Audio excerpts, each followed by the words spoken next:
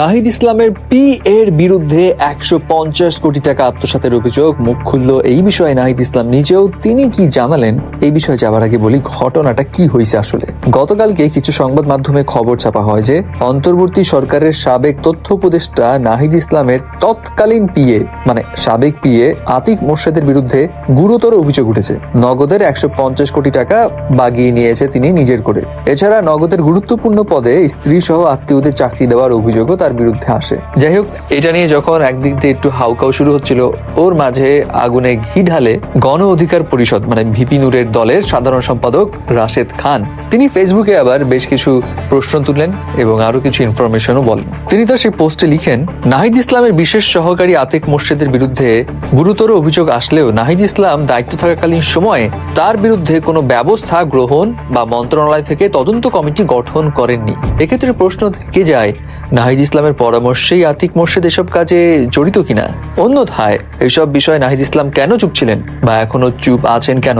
আবার আতিক মোর্শেদের বিরুদ্ধে নগদ থেকে 150 কোটি টাকা যে বাগিয়ে নেওয়ার তথ্য প্রকাশ হয়েছে, সেটা নিয়েও তিনি বলেন, নগদের বর্তমান ডেপুটি সিইও এবং আতিক মোর্শেদ মিলে এই কাজ করেছে। তিনি এটাও জানান, নগদের বিল্ডিং এর 6 তলার একই রুমে নিয়মিত অফিস করছে আতিক মোর্শেদ, অথচ আতিক মোর্শেদ নগদের কোনো কর্মকর্তাই নয়। এমনকি আতিক মোর্শেদের ক্ষমতার দাপট দেখিয়ে তার স্ত্রী জাকিয়া সুলতানাকেও নগদের ম্যানেজার কমপ্লায়েন্স পদে বসিয়েছে। তাছাড়া চাকরি দিয়েছেন অনেক নিকট আত্মীয়দের। এবং তিনি এটাও বলেন, নাহিদ ইসলামের একটা কথা আমার প্রায় কানে বাজে, সেটা হলো আমাদের ডোনেট করছে ধনীরা। কিন্তু সেই ধনীরা কারা? নাহিদ ইসলাম কি পারবে এসবের দায় এড়াতে আজকেই পুলিশের হাতে আতিক মোর্শেদকে তুলে দিতে? অবশ্যই বিশেষ সহকারীর এসব কাজের দায়ভার সুষ্ঠু তদন্ত ছাড়া নাহিদ ইসলামের এড়ানোর কোনো সুযোগ নেই।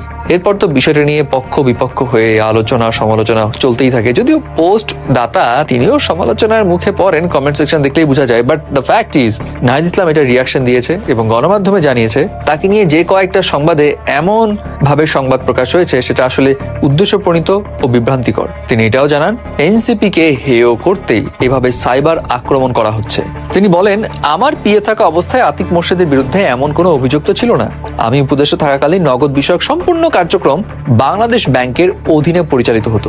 আমি পদত্যাগের পর আতিক মোর্শেদ বর্তমানে ডাক, টেলিযোগাযোগ ও তথ্য প্রযুক্তি বিষয়ক বিশেষ সহকারী ফয়েজ আহমেদ তৈয়ব সাহেবের সঙ্গে কাজ করছেন। তিনি আরো বলেন, আতিক মোর্শেদের সঙ্গে বর্তমানে আমার কোনো সম্পর্ক না থাকলেও আমার সাবেক পিএ পরিচয়ে সংবাদ প্রকাশ করা হচ্ছে। এটা অফকোর্স উদ্দেশ্যপ্রণীত ও বিভ্রান্তিকর।